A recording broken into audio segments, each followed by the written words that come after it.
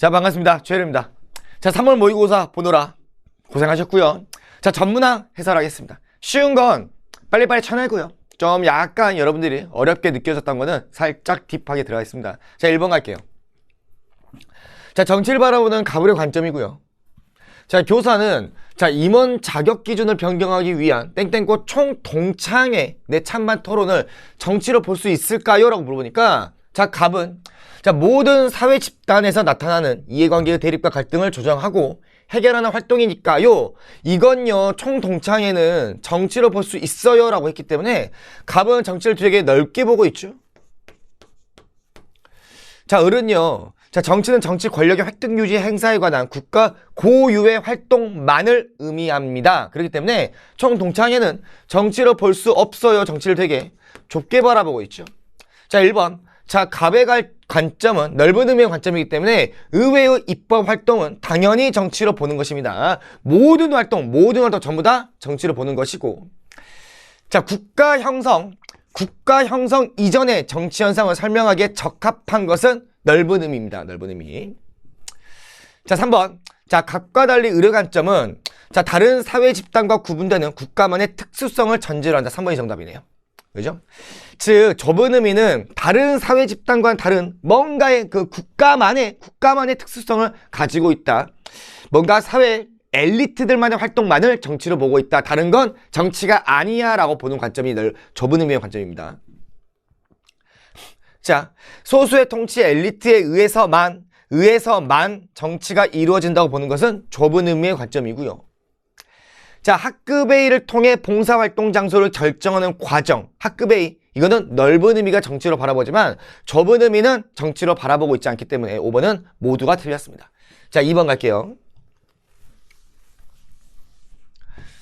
자, A부터 C는 각각 평등권, 사회권, 청구권 중 하나인데 자, A와 B는 국가의 존재를 전제로 인정되는 권리래. 그러면 국가의 존재를 전제로 인정되는 권리는 사회권과 청구권이거든. 그치? 평등권은 아니지. 그런데 그걸 라는 질문으로 구분할 수 없답니다. 구분할 수 없는 것이기 때문에 그러면 C는 평등권이 되겠네. 자, A, C, B를 적어놓고 그 다음에 다른 기본권 보장을 위한 수단적 권리야. 수단적 권리는 청구권이잖아. 그치? 근데 이걸 질문으로 구분할 수 있대. B와 C를 구분할 수 있대. 그럼 두 개 중에 하나는 청구권이네. B가 청구권이네. 자, 그럼 나머지 하나는 사회권 아닌가? 자, 보자. 첫 번째. 자, 교육을 받을 권리는 사회권이야. 인간답게 좀 살 수 있게 교육을 받을 권리를 달라라는 것입니다. 그래서 자, 교육을 받을 권리 사회권이니까 A에 포함되다 맞네. 그래서 이거는 맞고요. 자, 청원권입니다. 이것 좀 해주세요. 청구권이죠. B에 포함된다 맞고요. 자, 국가에 일정한 급부를 요구할 수 있는 적극적 권리는 사회권 아니야? 맞지? 틀렸네. 자, 자본주의 문제점, 뭐 독과점 문제라든가 또는 어떤 빈부격차의 문제, 이런 여러 가지의 문제점을 해결하는 과정에서 등장한 건 사회권이야. 근데 A, C와 달리 B라고 했으니까 이것도 틀렸고. 자, 다른 모든 기본권 보장의 전제가 되는 건 평등권이야. 평등권. 그래서 이거는 맞네. 그래서 55XXO는 갑이네. 55XXO 1번이네요. 자, 3번 갈게. 자, A, B, C, D를 찾아보자고. 자, 우리나라 국가기관이고. 자, A의 소속하에 있는 B는 있잖아. 이 B는 세입 세출 결산을 매년 검사한대. 자, 세입 세출 결산을 매년 검사하는 건 감사원이야. 감사원. 그러면 감사원이고. 그리고 다시 돌아가가지고 A의 소속하에 있는 감사원이네. 감사원은 대통령 직속기구 아니야? 그럼 바로 A가 대통령이 나오네. 자, 그리고 감사원은 세입 세출을 매년 검사해가지고 대통령과 국회에 보고를 해줘야 돼. 그래서 보고하며라고 나와 있기 때문에 사실은 여기서 바로 C를 국회로 처리할 수 있었어야만 해. 물론 그러지 않아도 뒤에 가서 알 수 있지만, 근데 더 읽어보자고. 근데 C는 B로부터 보고받은 세출을 매 결산을 심사한데, 심사는 국회 권한이니까 이 뒤에 워딩을 통해서도 C를 확정 지을 수 있었고. 자, 또한 C는요, D가 부의장이 국무회의에서, 국무회의의 부의장은 국무총리 아닌가? 그럼 D는 국무총리겠네. 자, 한번 보자, 그러면. 그리고 국가 예산안을 심의 확정한대. 국가 예산안을 심의 확정하는 것은 국회야. 그래서 여기 워딩을 통해서도 C를 한 번 더 확인할 수 있었고. 자, 1번. 자, 국정을 감사하고 국정감사권이야. 그 다음에 특정한 국정사안을 조사하고 국정조사권이야. 국정감사권과 국정조사권은 국회가 가지고 있기 때문에 1번은 틀린 거야. C에 해당되는 내용이잖아. 그 다음에 A는 민주적 기본 질서에 위배된 활동을 한 정당이야. 자, 민주적 기본 질서에 위배된 활동을 한 정당. 이거 헌법에 위배되는 위헌정당을 말하는 거야. 야, 헌법에 위배되는 말도 안 되는 쓰레기 같은 정당. 이거 없애야지. 이거 헌재만이 할 수가 있는 것입니다. 그래서 C에 제소할 수 있다가 아니라 헌법재판소에 제소할 수 있다라고 해줘 맞고. 3번. 자, A는 C, 국회의 제청을 받아 국무위원 중에서 행정각부의 장을 임명한다. 자, 국무위원 중에서 행정각부의 장을 임명하는 것은 대통령의 권한이야. 누구의 제청받아야 돼? 행정부 2인자인 국무총리의 추천, 제청을 받아줘야만 해. 그래서 C의 제청이 틀렸네. 자, 4번. 국회는 D의 해임을, 국무총리의 해임을 대통령에게 건의할 수 있어. 물론 구속력은 없지만 4번이 정답이고, 여기서 좀 더 확장해가지고, 자, 국무총리의 해임 건의권은 오직 국회만 가지고 있어. 그리고 국무위원에 대한 해임 건의권은 국무총리와 국회까지 가지고 있다는 것까지 확장하시고. 자, 5번. 자, D와 달리 B의 장은, 감사원장은, 자, C의 동의를 얻어, 국회의 동의를 얻어 대통령이 임명한데, 달리가 틀렸지. 자, 국회의 동의를 얻어가지고 대통령이 임명하는 헌법기관은 국무총리, 감사원장, 그 다음에 대법원장, 대법관, 그 다음에 헌법재판소장이야. 그지? 그래서 달리가 틀렸다는 거야. 국무총리도 국회의 동의를 얻어 대통령이 임명하는 것이고, 감사원장도 국회의 동의를 얻어서 대통령이 임명하는 거야. 단 국회의장은 아니야. 국회의장은 아니야. 지그들끼리 뽑아. 지그들끼리. 국회의원 지그들끼리 뽑는 것입니다. 자율적으로 선출해요. 지그들끼리. 자, 그 다음에 4번.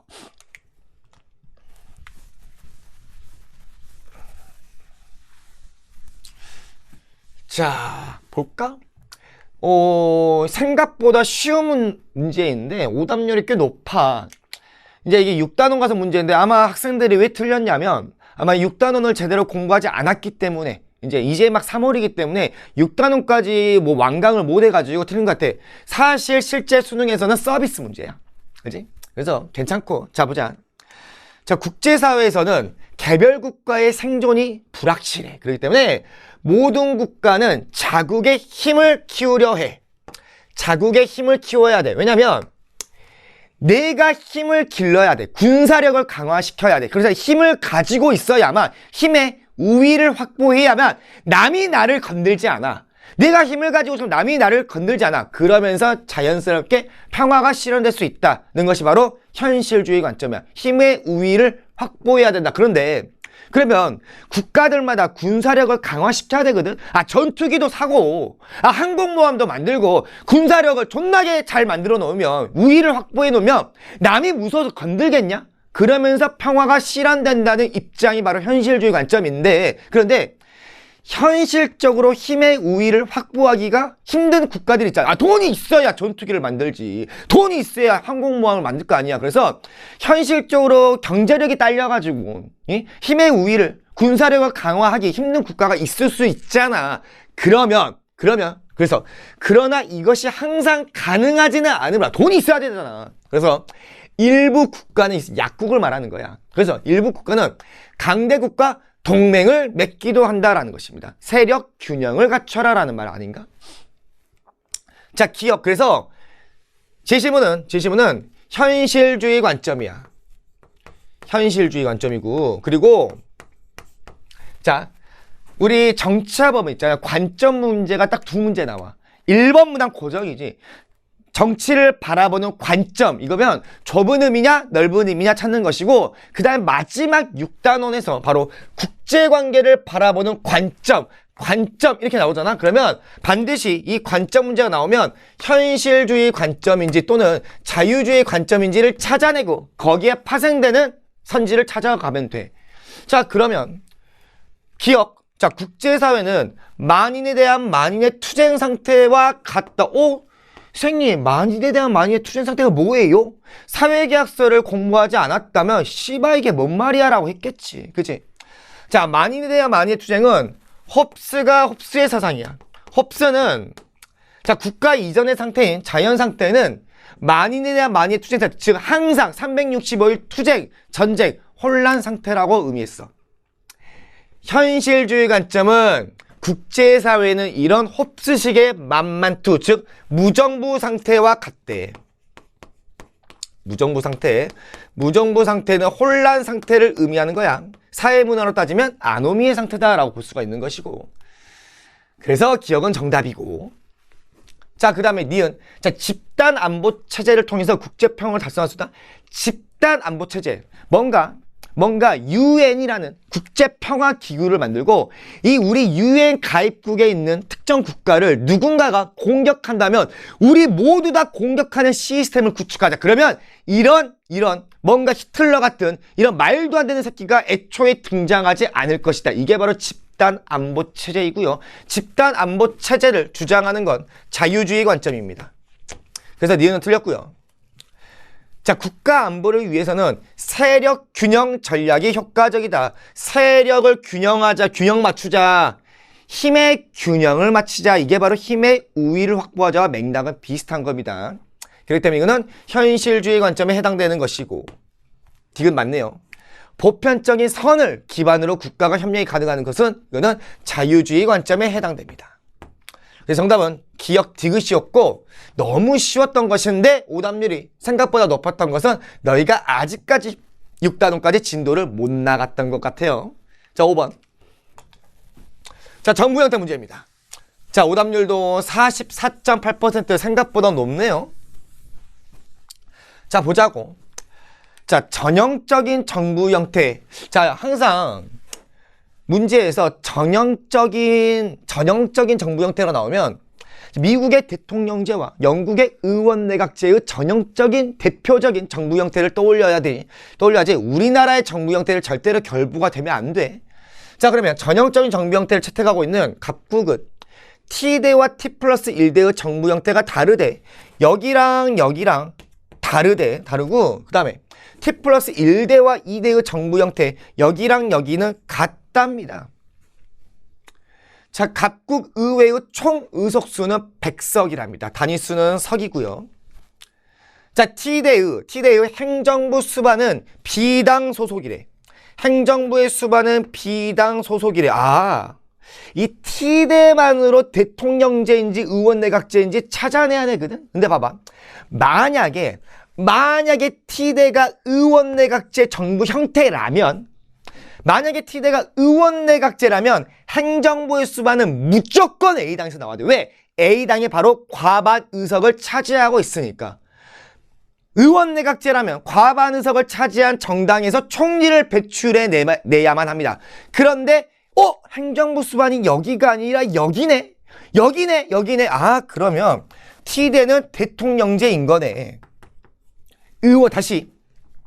T대가 의원내각제라면 행정부 수반은 반드시 A당에서 필연적으로 나올 수밖에 없습니다. 그리고 여기랑 다르다고 했으니까 여기는 의원내각제가 될 것이고, 여기랑 같다 했으니까 의원내각제가 되는 거야. 자, 1번.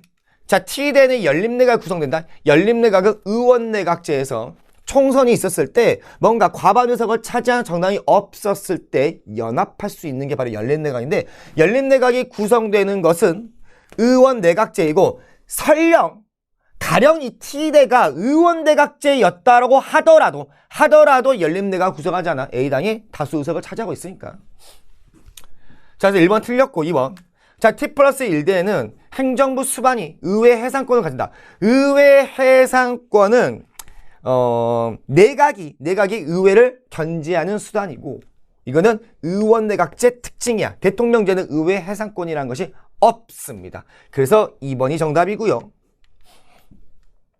3번 행정부 수반과 국가 원수가 동일인이다. 이거는 대통령제 특징이기 때문에 3번도 틀렸고, 4번 자, T 플러스 1대와 달리 T대 대통령제에서는 의원은 당뇨를 겸직할 수 없습니다. 의원 겸직은 의원내각제 또는 우리나라는 가능합니다. 단 전형적인 대통령제는 의원 겸직이 금지되어 있습니다.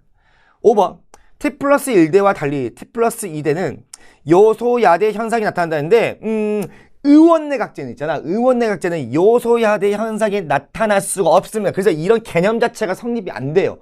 없습니다. 없어요. 왜냐하면 의원내각제는 단독내각을 구성하게 되더라도 여대 야소, 그 다음에 연립내각을 구성하게 되더라도 연립에 참여한 모든 정당이 여당이 되는 것입니다. 그래서 의원내각제에서는 반드시 여대 야소만 필연적으로 나올 수밖에 없습니다. 그 시스템 자체가 그래요.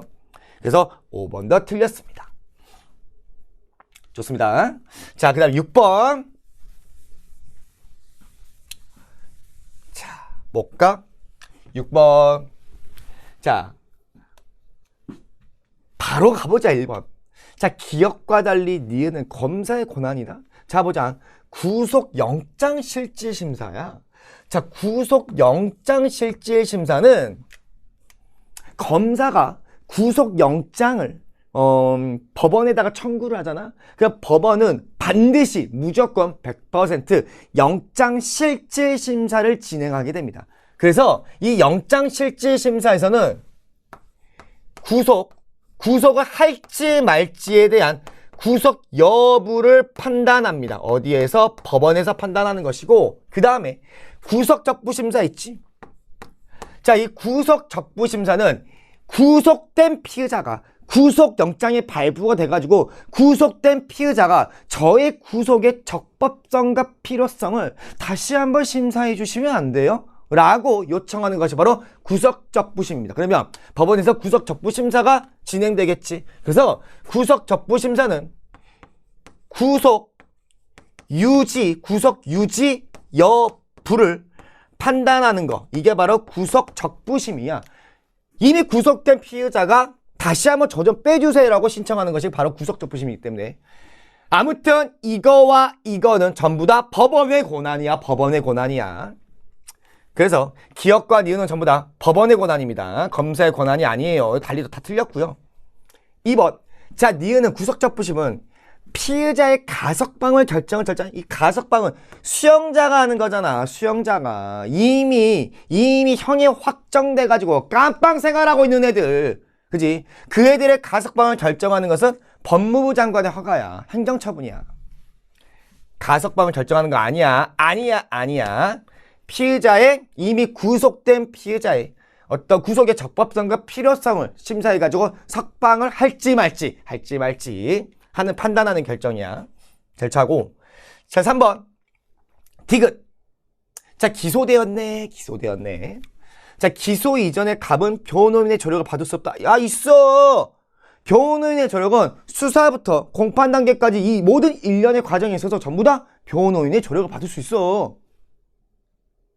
내가 오늘 촬영 끝나고 집에 가는 길에 경찰관에게 전화 왔어. 최일엄 씨, 그 수사 좀 하게 좀 오세요. 무섭잖아. 그래서 담당 내 변호인 데리고 갈 수 있습니다. 갈 수 있어요. 그 다음에 4번. 자, 리을. 징역 1년에 집행유예 2년. 이거 유죄야. 형사보상은요, 억울한 옥살이를 했을 때, 억울한 구금이 되었었을 때 무죄가 확정된다면 돈으로 보상받을 수 있어. 근데 얘는 유죄입니다. 청구할 수 있다? 없다. 자, 5번. 자, 미은. 갑과 달리 검사는 항소하겠다는 입장이래. 갑과 달리 검사는 항소하겠대. 그러면 항소심이 열리겠지. 즉 2심 재판이 열린다는 말이야. 그러면 계속 재판 중이라는 말 아닌가? 유죄가 확정되기 전까지는 계속 무죄 추정의 원칙이 들어가는 것이기 때문에 미음에 따른 재판 중, 미음에 따른 재판 중이라면 2심 재판 중, 2심 재판 중 재판이 진행 중이니까 여전히 피고인 갑에게는 무죄 추정의 원칙이 계속 적용됩니다. 다시 무죄 추정의 원칙은 유죄 확정 판결 전까지는 계속 적용됩니다. 5번이 정답이고요. 7번.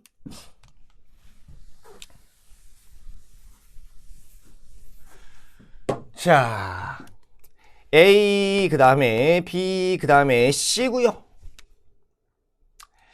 자, 볼까?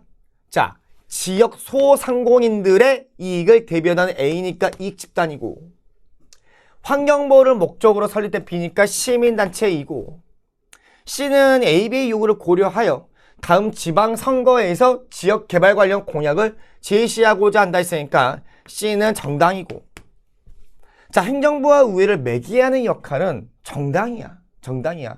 행정부와 의회를 매개하는 오작교, 가교의 역할, 이거 정당입니다.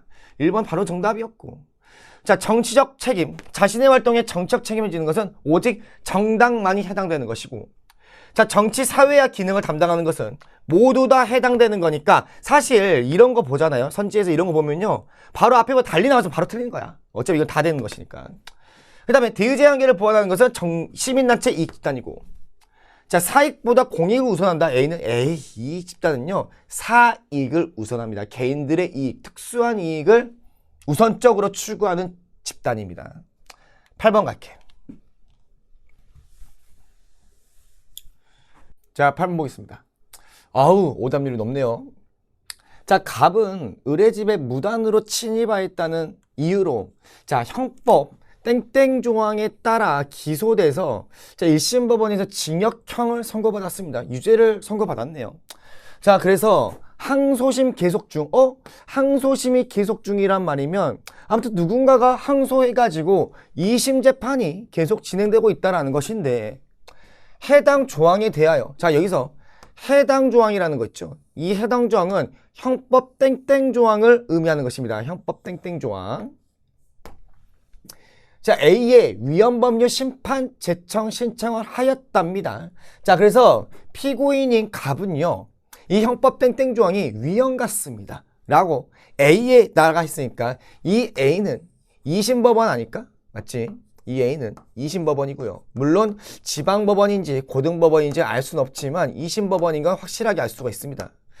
자, 그래서 2심 법원에, 자, 위헌법률 심판 제청 신청을 하였는데 2심 법원이 이를 기각했답니다. 즉 2심 법원이 이를 기각했단 말이면 이 법원 재판부가 이 땡땡법 조항에 대해서 위헌 여부를 한번 확인을 한번 해보니까, 그러니까 기각을 했어. 즉 이 말은 기각을 했단 말이면 법원은 아무 이상이 없는 법률이다. 즉 합헌이라고 판단을 한 것입니다. 맞지? 그렇기 때문에 기각했습니다. 만약에 위헌이다라고 2심 법원이 판단했다면 기각하지 않고 위헌법률 심판 제청 신청을 인용해 주었을 것입니다.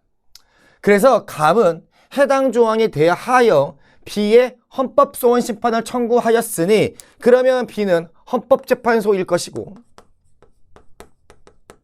그 다음에 여기서 니은 있죠. 이 니은은 헌법소원 심판, 니은은 위헌심사형, 위심사 헌소일 것입니다. 청구하였고, 헌법재판소는 해당 조항이 헌법에 위반되지 않는다, 헌법에 위반되지 않는다고 결정했기 때문에 이 헌법재판소 또한 합헌이라고 결정한 것입니다. 그래서 2심 법원과 헌법재판소는 해당 형법 땡땡 조항에 대하여 같은 판단을 한 것입니다. 즉 헌법에 위배되지 않는다라고 판단한 것이고, 1번 니은은 권리구제형 헌법소원심판이 아니라 위헌심사형 헌법소원심판입니다. 틀렸고요. 자, 2번 A는 2심 법원은 직권으로 헌법재판소에 위헌법률 심판을 제청할 수 있다. 2번이 정답이죠. 자, 법원은 법원은 헌법재판소에 위헌법률 심판을 제청할 수 있는데 재판 당사자의 위헌법률 심판 제청 신청이 있어가지고 이를 인용해가지고 제청할 수도 있고 법원의 직권으로도 즉 재판 당사자의 위헌법률 심판 제청 신청이 없었어도 법원의 직권으로 위헌법률 심판을 제청할 수 있기 때문에 2번이 정답이고 자 B의 결정 헌법재판소의 결정으로 갑에 대한 1심 법원의 선고가 확정되었다. 이걸 어떻게 알 수 있나요? 헌재의 결정은요. 헌재는 그냥 재판에 전제된 해당 법률에 대한 위헌성만을 심판하는 거야. 위헌성만 심판하는 겁니다. 이거와 이거는 전혀 연결되지가 않습니다. 그리고 1심 법원의 선고가 어떻게 확정되니? 항소심 계속 중인데 말 자체가 안 돼요. 자, 그 다음 4번. A와 B는 모두 갑이 유죄라고 판단했다. 둘 다 아닙니다. 아니에요. A도 아직 유죄라고 판단한지 아직 모릅니다. 모르고요. 그 다음에 헌재는 뭘 유죄라고 판단해요? 헌재는 그냥 해당 재판에 전제된 법률이 합헌이다라고 그냥 판단한 것뿐이야. 자, 5번. 자, A와 B는 형법 땡땡 조항의 위헌 여부에 대한 판단이 서로 다른 게 아니라 같았다. 합헌, 같았네. 9번.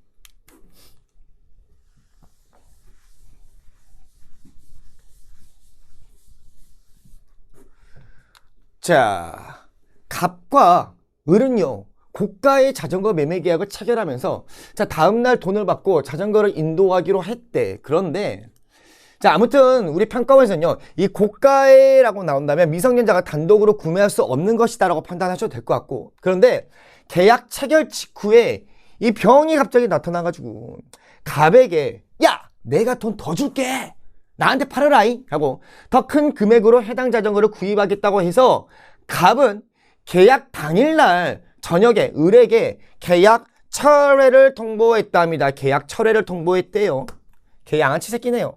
아무튼 간에 계약 미성년자와 거래한 상대방이 철회권을 행사하려면 계약 당시에 미성년자임을 몰랐을 경우에만 가능한 것입니다. 이에 대해 을의 부모로부터 문의를 받은 변호사는 이랬대. 뭐라면요, 갑은 철회권을 행사할 수 없습니다 라고 한 거네. 맞지? 뭐라면 갑은 철회권을 행사할 수 없어요 라고 한 거지. 그러면 계약 당시에 갑이 미성년자임을 몰랐을 때 갑은 미성년자임을 알았다면, 미안합니다, 거래 당시에 갑이 을이 미성년자임을 알고 있었던 상태라면 철회권을 행사할 수 없습니다라고 변호사가 말을 했답니다. 그래서 정답은 4번이 되는 것입니다. 4번이 되는 것이고요. 자, 그러면 1번부터 봐볼까? 1번. 자, 을이 미성년자임으로 갑과 을의 계약은 무효이다. 무효는 아니에요. 그죠? 을이 만약에 미성년자이고 법정대리 동의를 얻지 않았다면 해당 계약은 취소할 수 있는 사유입니다. 취소. 자, 2번. 을이 부모의 동의 없이 갑과 계약을 체결했다면 아직 확정적으로 유효한 계약은 아니죠. 자, 그러면 을은 취소권을 행사할 수 없다. 있습니다. 있어요. 있습니다. 자, 3번. 자, 을이 부모의 동의서를 위조하여 제시하고 갑과 계약을 체결했다면 이거는 확정적으로 유효한 계약입니다. 그러면 철회권 행사 수가 당연히 없겠죠. 이미 완성된 계약이기 때문에. 그 다음에 5번. 자, 가에는, 갑이 계약을 철회하기 전에 을의 부모가 추인을 했다면 확정적으로 유효한 계약이 완성됩니다. 그래서 이거는 들어갈 수 있는 것입니다. 이건요. 자, 그 다음에 10번 갈까요? 자, 와우! 오답률이 5매 60% 개반대. 가보자고. 자, 갑구의회 지역구 의원 100명과 비례대표 의원 50명, 전체 150명으로 구성이 되어 있는데, 자, 지역구 의원은 선거구마다 다득표 순으로 상위 후보자 2명이 당선된대. 자, 지역구 의원은 선거구마다 다득표 순으로 상위 후보자 2명이 당선된대. 그러면 선거구 제도는 중선거구 제도이겠네? 맞지? 그지? 한 선거구마다 2명씩 뽑고 다득표 순으로 뽑는데, 그러면 단순 다수제네. 단순 다수제라고 볼 수 있는 것이고, 즉 가장 다득표 상위 1, 2등을 뽑겠다. 몇 명씩? 2명씩 뽑겠다. 선거구마다. 그 다음에 각 정당은, 별표 쳐놓을까 얘들아? 자, 각 정당은 각 정당은 선거구별로 한 명의 후보자만 공천할 수 있다라는 조건이야. 이건 일단 밑줄 꺼놓고 좀 이따가 해결해 줄게. 자, 비례대표 의석은 각 정당이 얻은 득표율에 비례해서 각 정당에 배분해 주겠대. 병립형 비례대표제를 하겠다라는 말이고, 자, 유권자는 지역구 의원 선출을 위해 후보자에게 한 표, 비례대표 의원 선출을 위해 정당에 한 표를 행사한다. 1인 2표를 행사하겠다라는 것이야. 자, 그러면 지역구 의원 선거에 득표율이 나와 있고, 그 다음에 지역구 의원 선거에서의 의석률이 나와 있는데, 어차피 지역구 의원은 전체 100명이니까 이 의석률은 수를 의미하는 것도 똑같습니다. 그 다음에 비례대표 의원 선거율이, 득표율이 이렇게 나와 있고, 그 다음에 전체가 50석이잖아. 그리고 의석률이 30%니까 전체 50석이니까 여기 그러면 수로 바꿔주는 것도 금방 가능하지 않니? 그지? 이거니 뭐 15개일 것이고, 의석 수야. 류를 수로 바꿔주면, 그러면 여기는 20석일 것이고, 여기는 10석일 거고, 여기는 5석이겠네. 전체 50석이니까. 어렵지 않아, 얘들아. 절대 어렵지 않아. 이게 어려우면 선생님의 선거구 특강을 들어줘야 됩니다. 어렵지 않아. 이거는 진짜 어렵지 않습니다. 자, 그러면, 기억할까? 자, 지역구 의원 선거에서 절대 다수대표제를 채택하고 있는 것이 아니라 단순 다수대표제를 채택하고 있으니까 기억은 틀린 건 쉬웠어. 자, 그 다음에 니은이 어려웠어. 니은이. 자, 보자. 자, 각국 의회 의원 선거제도는 과반 의석을 확보한 정당이 나타날 수 있는 제도이다 했는데 일단 니은은 정답이거든. 그런데 잘 보자. 자, 선생님 설명해 줄게. 봐봐. 자, 이 지역구 의원 선거 있잖아. 이 지역구 의원 선거는 자, 중선거구 제도야. 맞지? 즉 선거구마다 2명씩 뽑는 거잖아. 그리고 이 지역구 의원의 전체 의원은 100명이었어. 100명이었고, 맞지? 그 다음에 각 정당은 선거구별로 한 명의 후보자만 공천한다라는 조건이 있었어. 각 정당은 선거구마다 한 명의 후보자만 공천한대. 자, 그럼 보자. 자, 전체 의원이 100명이고 선거구마다 2명씩 뽑으니까 선거구는 전체 몇 개일까? 50개야, 50개. 제발, 50개야. 그러면 보자. 한 선거구마다 2명씩 뽑는 거니까 50개 100명을 뽑는 거 아닌가? 맞지? 그러면 자, 보자. 그러면 선거구 1, 2, 3, 4 타타타타 해가지고 선거구가 50개까지 있을 거야. 그리고 각 선거구마다 2명씩 뽑아. 2명씩. 그러면 자, A 후보자, A 정당의 후보자, B 정당의 후보자, C 정당의 후보자, D 정당의 후보자가 있겠지? 맞지? 그런데 선거구마다 각 정당은 한 명씩만 공천한대. 추천을 한대. 그럼 자, 극단적으로 한번 해볼게. 자, 1선거구에서 A 정당의 후보자가 당선될 수 있겠지. 또 A가 당선될 수 없지. 한 선거구마다 한 정당가 한 명만 공천한다고. 절대로 A가 될 수는 없어. A, B가 되겠지. 2선거구에서 뭐 A, C가 될 수도 있고 3에서 A, B가 또 될 수도 있고 4에서는 A, D가 될 아무튼 간에 다에서 A는 다 싹 쓸어갔다고 쳐보자고 그냥. 알겠지? 그러면 A는 지역구 의원 선거에서는 최대 전체 100석 중에서 50석, 절반 50%까지밖에 차지할 수 없어. 이 시스템 자체가 그래. 과반 의석은 절대 차지할 수 없어. 즉 특정 정당은 지역구 의원 선거에서 한 명만 공천했다는 조건 하에서 전체 100석 중에서 50석까지밖에 차지할 수 없어. 거기다 더불어서 비례대표 의원 선거에서 만약에 뭐 극단적으로 전체 100% 얻었다고 쳐보게 이 정당이. 그러면 전체 50석 다 가져갈 수 있는 거 아닌가? 맞잖아. 100석까지 가져갈 수 있다. 전체 150석 중에 100석까지도 가져갈 수 있는 시스템이라고.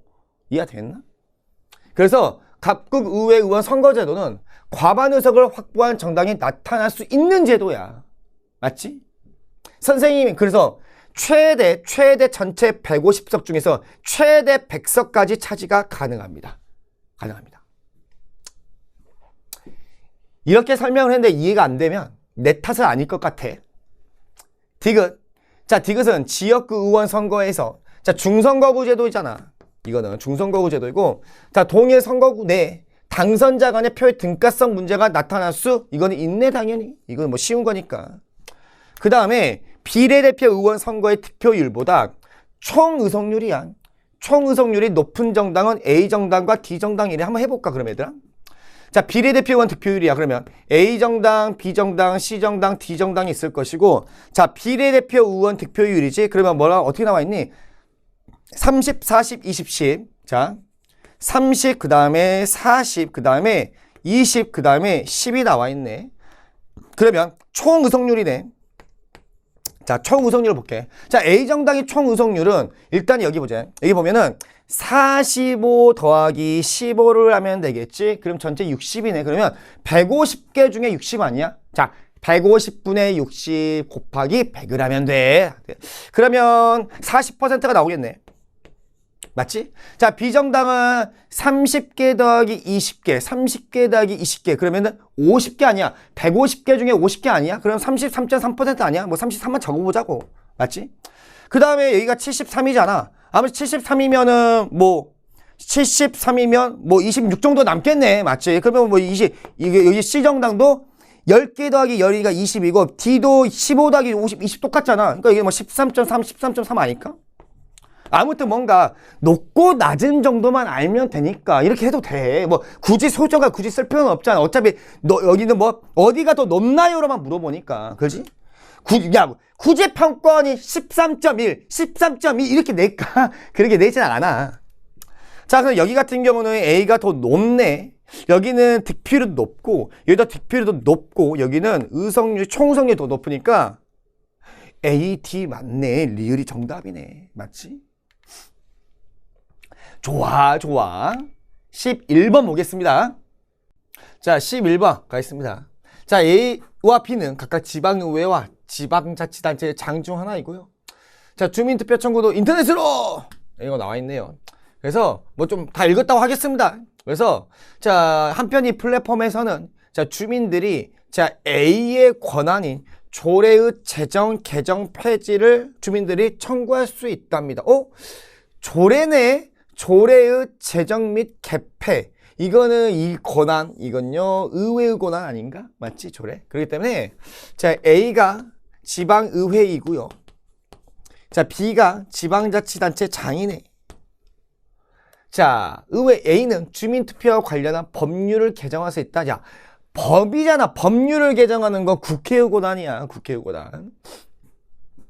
자, 지방자치단체를 대표하고 행정, 사무를 총괄하는 건 지방자치단체 장의 권한입니다. B가 정답이네. 자, 의회와 장 간의 관계는 수직적 권력 분립이 아니라 수평적 권력 분립이다. 자, B는 A가 편성한 지방자치단체 예산안? 자, 지방자치단체의 예산안을 심의하고 확정하는 것은 의회가 하는 것인데 A가 편성하는 것이 아니라 지방자치단체 장이 편성한 것을 의회가 심의 확정하는 것입니다. 틀렸고. 자, 그 다음에 지방자치단체의 행정사무의 감사권은 의회가 가지고 있는 거야. 그래서 장을 견제하는 수단입니다. 그래서 5번은 틀렸네요. 12번 바로 갈게요.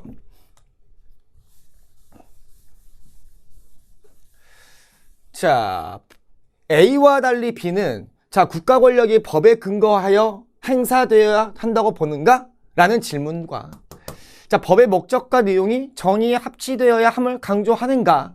라는 두 질문에 대한 응답이 동일하답니다. B는요. 자, 그러면 이 B가 만약에 자, 형식적 법치주의라고 한번 해보자. 만약에 B가 형식적 법치주의라면 자, 국가 권력이 법에 근거하여 행사되어야 한다고 보는가? 라고 한다면 당연한 거 아닌가? 이건 진짜 법치주의야. 그래서 형식적 법치주의와 실질적 법치주의 둘 다 법치주의고 국가 권력이 법에 근거해서 행사되어야 한다고 보는가? 라는 거야. 그래서 이건 당연히 첫 번째 질문에 대한 것은 네! 라고 하겠지.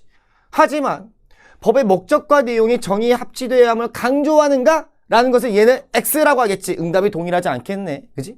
그럼 B는 실질적 법치주의겠네. 자, 그러면 A는 형식적 법치주의일 것이고 1번.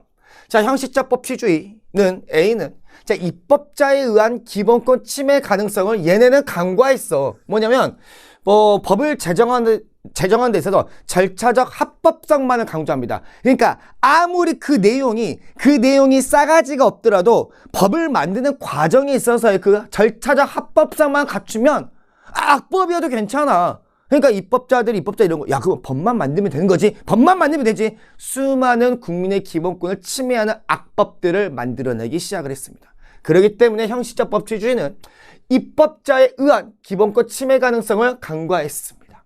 그래서 1번이 정답이고요. 자, 합법적 독재를 옹호하는 근거로 악용될 수 있는 것도 형식적 법치주의고, 자, 법 제정의 절차적 합법성을 중시하는 것은 형식적 법치주의, 실질적 법치주의 둘 다 해당되는 거잖아. 물론 그 내용상의 정당성은 얘만 강조하는 것이고, 자, 국민의 자유와 권리 보장을 목적으로 하는 것은 형식적 법치주의, 실질적 법치주의 둘 다 해당되는 것입니다. 법치주의니까요. 인치주의를 부정한 것입니다. 자, 그 다음에 위헌법률 심사제의 필요성을 강조하는 것은 실질적 법치주의잖아. 맞지? 13번.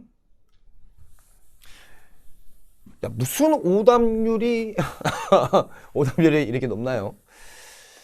모르겠어요. 자, 아무튼 자, A와 B 사이에 태어난 갑은, 잠깐 보자. 자, A와 자, B 사이에서 태어난 갑이 있네. 자, 이 갑은 19세에 자, 을과 혼인을 했답니다.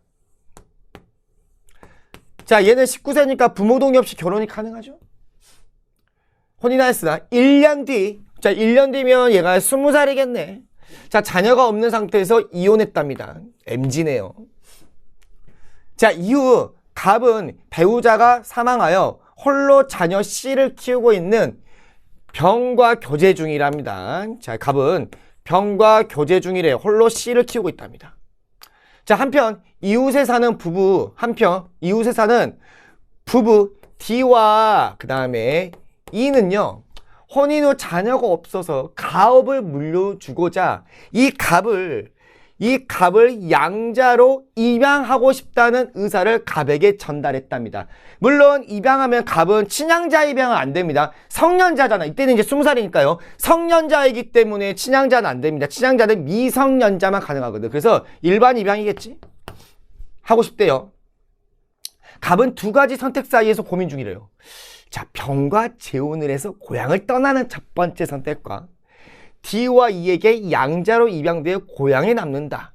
정상적인 새끼라면 당연히 후자를 선택하지 않을까. 그지? 재산을 다 가져갈 수 있는데. 그지? 자, 그러면 자, 1번. 자, 가의 경우 병과 재혼을 해서 자, 고향을 떠난다는 첫 번째 선택이라면, 가의 경우라면 갑은 A와 B와의 친족관계 종료된다, 종료되지 않는다. 설령 얘네들한테 자, 병과 재혼을 하더라도 얘랑 재혼하더라도 왜 A, B랑 친족관계도 엄마 아빠인데요. 엄마 아빠인데 계속 유지가 되는 겁니다. 2번. 자, 가의 경우는요, 갑과 을과 혼인할 때와 달리 A, B의 동의가 필요하지 않다. 야, 갑은 얘랑 결혼할 거면 20살 아닌가? 맞지? 1년 뒤니까 20살이란 말이야. 20살 때는 동의 없이 단독으로 혼인이 가능해. 그 다음에 그 전에도 19세일 때도 갑과 을의 결혼이자 19세 때, 이때도 19세니까 동의가 필요하지 않아. 그래서 달리가 틀렸네. 자, 3번. 가의 경우. 자, 갑이 사망하면 자, C와 달리 A, B는 갑의 상속이 된다. 자, 봐봐. 재혼을 하잖아. 재혼을 하면 여기 연결되겠지. 그러면은 얘는 재혼하게 된다면 얘는 갑이 사망을 하면 법정 상속인이야. 배우자니까. 하지만 이 C 있잖아. 이 C 같은 경우는 법정 상속이 되려면 갑이 입양이라는 걸 해줘야 돼. 입양을 해줘야 된단 말이야. 그런데 뭐 입양이라는 그런 게 없잖아. 그런 게 없습니다. 그런 게 없고요. 그 다음에 A, B는 갑의 상속인이 되는 거 아닌가? 그치? 비속이 없기 때문에 배우자, 이순인 직계존속과 배우자가 가져가는 겁니다. 그래서 3번이 정답이 되는 것이고, 그 다음에 4번. 자, 나의 경우야. 나가 어디 있니? 이쪽이지? 자, D와 E에게 양자로 입양돼요. 여기서 양자로 입양되는 것은 친양자가 아닌 입양밖에 안 됩니다. 친양자가 아닌 입양밖에 되지 않아. 그런데 갑에 대한 친권은 D와 E가 공동으로 행사한다. 친권은 미성년자에게만 발생하는 부모의 권리와 의무를 말하는데 얘는 미자가 아니야. 자, 5번. 나의 경우 갑의 성가보는 D와 E의 성가본으로 바뀌게 된다. 이거는 친양자 입양일 때만 기르는 건데 친양자 입양을 할 수가 없어. 일반 입양이기 때문에 여전히 갑의 신부모의 성가본을 따라야만 합니다. 좋습니다. 자, 그 다음에 14번.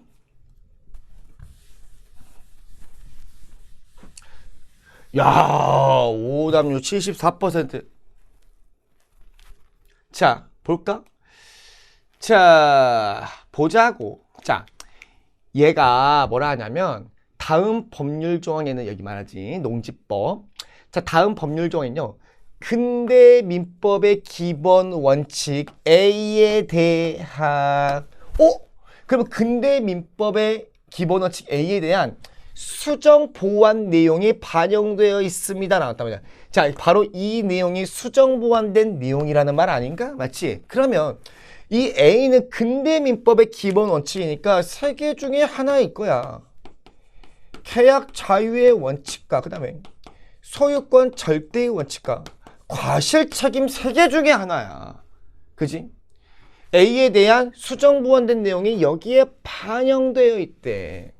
자, 우리나라에서는 농지를 농업생산이나 농지 개량 외의 용도로 사용하고자 할 때는 원칙적으로 허가를 받아줘야만 해. 네 땅이더라도 허가받아야만 해. 라는 거 아닌가? 농지법 제3조. 자, 농지는 국민에게 식량을 공급하고 국토환경을 보존하는 데 필요한 기반이며 농업과 국민경제의 조화로운 발전에 영향을 미치는 한정된 귀중한 자원이므로 소중히 보존돼야 돼. 그렇기 때문에 공공목리에 적합하게 관리되어야 한다. 농지에 관한 권리 행사에는 필요한 제한과 의무가 따른다. 국가가 제한하겠다라는 거 아니야? 맞지? 그럼 이거는 소유권 공공목리의 원칙에 의거한단 말이야. 맞니? 그래서 얘네들이 이것만 있고 소유권 공공목리의 원칙이네 라고 했기 때문에 얘네들이 오답률이 틀렸던 것 같습니다. 다시. 자, 다음 법률 조항에는 근대민법의 기본적 A에 대한 수정 보완된 내용이 여기 나와 있는 것이니까 A는 소유권 절대의 원칙으로 보시고 이걸로 선지를 찾아냈었어야만 합니다. 그래서 항상 시험 끝나고 이러지 않았을까? 내가 왜 이걸 못 봤지? 이랬을 것 같아요. 어렵진 않았는데. 정답이 1번이고요. 자, 개인의 소유권이 법률로 제한될 수 있는 권리는 소유권 공공목리 원칙. 그래서 아마 2번으로 다 체크를 하지 않았을까. 자, 3번. 개인이 자율적으로 법률 관계를 형성할 수 있다는 원칙은 계약 자유 원칙이고요. 자, 현저하게 불공정 계약은 효력이 인정되지 않는다고 본다. 이거는 계약 공정의 원칙이고요. 마지막. 자기 행동에 고의나 과실이 있을 때 책임을 지는 원칙은 과실 책임의 원칙입니다. 15번.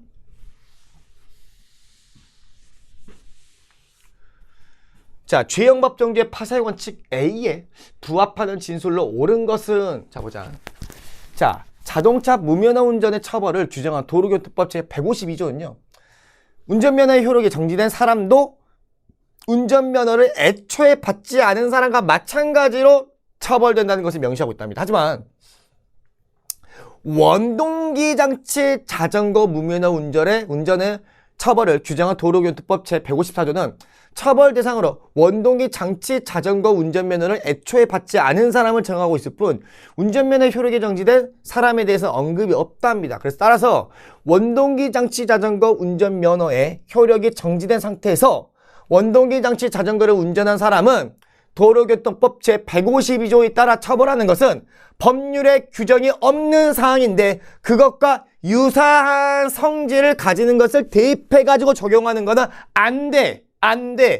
유추에서 금지의 원칙이 있기 때문입니다. 여기서 유추는 유사한이라고 선생님이 개념 때 설명해 줬습니다. 유사한이라고 써줬어요. 자, 범죄는 관습법을 적용해서 처벌해서는 안 됩니다. 관습형법 금지의 원칙이죠. 자, 성문법률주의라고도 말을 하는 것이고 관습법을 적용해서 처벌할 수 없습니다. 왜?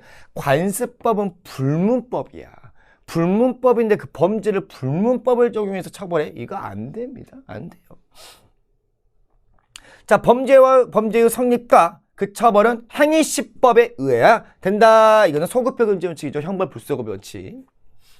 범죄 행위의 경중에 비해 부과되는 형벌이 과도해서는 안 됩니다. 적정성의 원칙. 4번은 명확성의 원칙. 5번 법률 조항을 유추 해석하여 당사자에게 불리하게 적용해서는 안 되는 것. 이게 바로 유추 해석 금지 원칙 5번이죠. 단 유추 해석해서 행위자, 피고인에게, 당사자에게 유리하다면 예외적으로 적용은 가능하다는 것까지. 16번.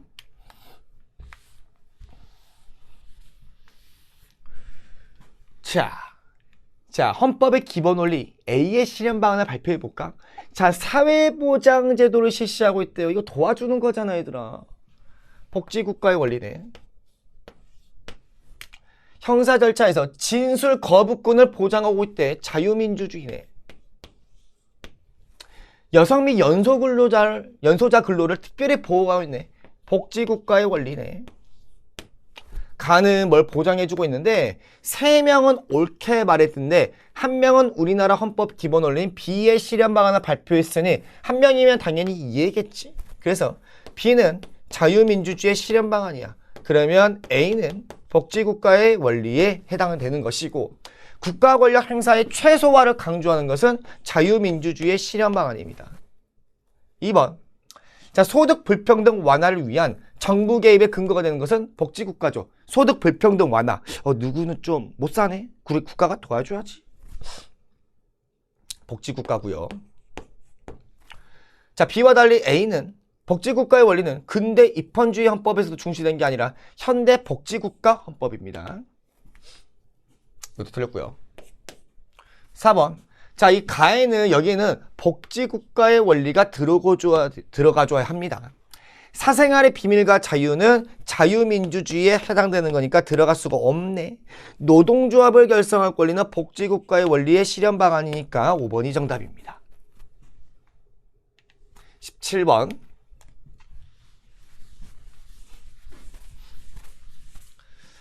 자, 대형마트 사장인 갑과 을은 14세이네.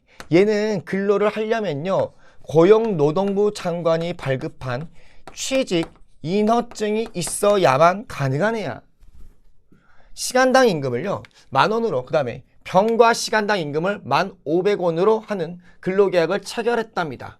자, 그런데 이 병 같은 경우는 미성년자이지만 연소근로자는 아니라 일반 근로자입니다. 일반 근로자. 18세 아니야. 17세까지 연소근로자입니다.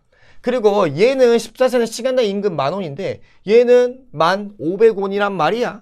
그런데 법정 최저임금은 시간당 1030원이야. 1030원인데 왜 10,000원이네. 나이가 어리니까 최저임금을 덜 줘도 되는 거야? 걔 양아치 같은 사장 아니야. 대형마트 사장. 망해라 개새끼. 망해. 이거 안 됩니다. 안 돼요. 그래도 을병 모두 매주 5일간 근무하고 근로시간은 9시부터 5시까지래. 그지? 그러면 9시부터 5시까지면 8시간 있는 건데, 그런데 휴게 시간이 1시간이니까 근로시간은 7시간이야. 근로시간이 7시간인 거야. 휴게 시간은 근로시간에 포함시키는 것이 아니야. 기억. 을은 갑에게 법정 최저임금을 요구할 수 없다. 있다고. 나이를 불문하고 최저임금은 전부 다 적용받아. 자, 니은. 자, 갑은 병과 합의하여 병의 근로시간을 얘 일반 근로자야. 1일에 2시간 한도 내에서 연장할 수 있다. 당연히 가능하지. 얘는 일반 근로자니까 일주일에 12시간까지 탄력적으로 가능한 애야. 그 다음에 디귿. 을과 달리 병은 고용노동부 장관이 발급한 취직 인허증이 없어도 얘는 가능해. 단 18세니까 부모의 동의는 있어야만 해. 미성년자이니까. 디귿도 맞고요. 리을. 자, 갑은 자, 을병의 친권자 또는 후견인의 동의서를 사업장에 갖추어야 된다. 친권자 또는 후견인의 동의서를 사업장에다가 비치해야 되는 것은 연소근로자에 해당되는 내용입니다. 일도 틀렸네요. 니은과 디귿 3번이 정답입니다. 자, 18번.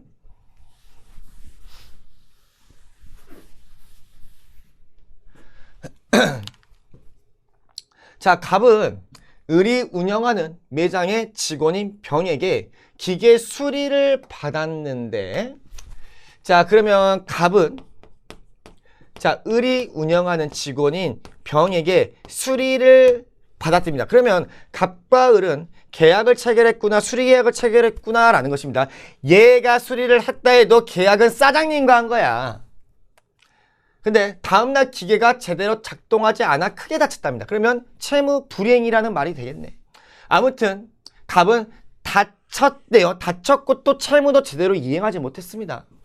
그래서 갑은 또 다치기까지 했죠.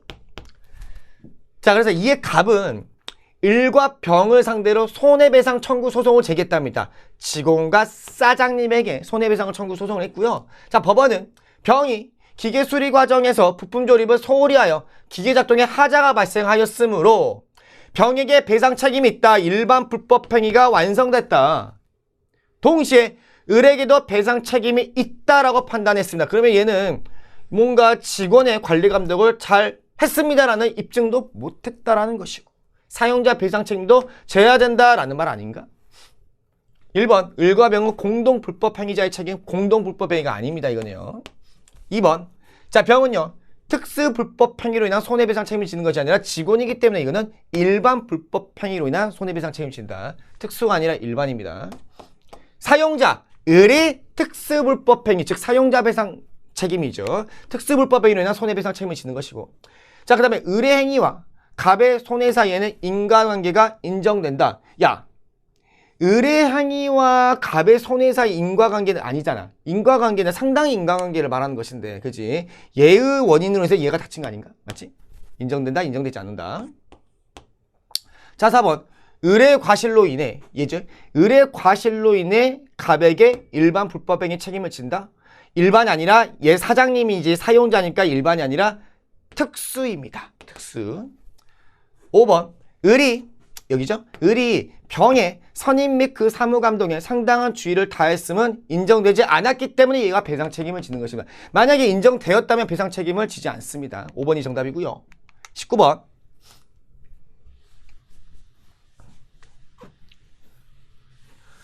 자, 이것도 오답률이 좀 높죠? 56%이지만 아직 진도를 여기까지 나가지 않았기 때문에 틀렸다고 생각을 하겠습니다. 쉬운 문제입니다. 자, 조약국제관세법 법의 일반 원칙인데 포괄적 구속력을 갖는 것은 관세법과 법의 일반 원칙입니다. 그러면 아니오니까 A는 조약이 되는 것이고, 국내 문제 불간섭은 국제관세법에 해당되는 것입니다. 그렇기 때문에 B는 국제관세법이고 C는 법의 일반 원칙이 들어가는 것입니다. 자, 국가와 국제기구 모두 다 조약의 체결 주체가 될 수 있습니다. 모두 다 가능합니다. 2번. 신의 성실의 원칙은 법의 일반 원칙입니다. 뭐 권리남용 금지 원칙, 뭐 신의 성실의 원칙 이런 것들. 자, 가해 국제사법재판소의 재판의 준거로 활용되는가? 이건 전부 다 되는 것입니다. 그러면 기업부터 디귿은 모두 예입니다. 4번. 자, 가해 국제사회에서 명시적 합의 과정을 거쳐야 성립하는가? 이거는 조약에만 해당되는 것입니다. 그 모두 아니오다 아니다. 조약은 예, 즉 기억은 예, 기억은 예. 5번. 자, 기억부터 디귿 모두 다 예, 예, 예라면, 자, 가해 국회의 동의가 있어야 우리나라에서 법적 효력을 갖는가? 이거는 조약만 해당되는 것이기 때문에 안 됩니다. 20번. 마지막 문제인데요. 너무 좋습니다. 자, 범죄의 성립 요건으로 학습하기 위한 것이다. A부터 C에 대한 옳은 설명만을 보기 위해서 옳은 것은, 자, 구속 요건에 해당하는가? 아니요! 라는 범죄가 완성되지 않겠네. 법질서 전체의 관점으로 뭐 위법한인가? 위법성 없다. 위법성 조각사유에 해당되는 범죄가 성립되지 않겠네. 행위자에게 사회적으로 비난받을 만한 책임이 있는가? 책임. 여기는 책임 조각사유에 해당된다면 범죄가 성립되지 않겠네. 이런 말이고. 자, 기억. A의 사례로 구속 요건에 해당되지 않은 사례입니다. 자, 갑이 만취한 상태야. 만취한 상태야. 옆에 앉은 손님의 지갑을 훔친 행위. 이거는 만취한 상태면 심신이 상실되었다라고 볼 수가 있는 것이겠지. 그렇기 때문에 여기 같은 경우는 C에 들어가줘야 맞을 겁니다. C에. 니은. 자, B의 사례 위법성 조각사유지. 자, 을이 흉기로 자신을 위협하는 강도로부터 도망치기 위해 근처 상점의 창문을 깨고 안으로 들어가는 이는 긴급 피난에 해당되지 않나? 위법성 조각 사유에 들어가니까. 그러니까 니은은 맞고요. 자, C의 사례로 병이 정황할 수 없는 협박을 받아 강요된 행위. 회사의 기밀을 유출한 행위. 강요된 행위. 책임 조각 사유 C에 들어갈 수 있겠네요. 니은 디귿 4번이 정답입니다. 끝났네요. 고생했습니다. 3월 모의고 보시느라 너무너무 고생 많으셨고, 설령 잘 본 애도 있고 잘 못 본 애도 있겠지. 잘 본 애는 여기 점수에 안주하지 마시고 더 공부에 연연하시고, 못 본 애는 더 많이 하시고 고생하셨습니다. 수고하셨습니다. 안녕.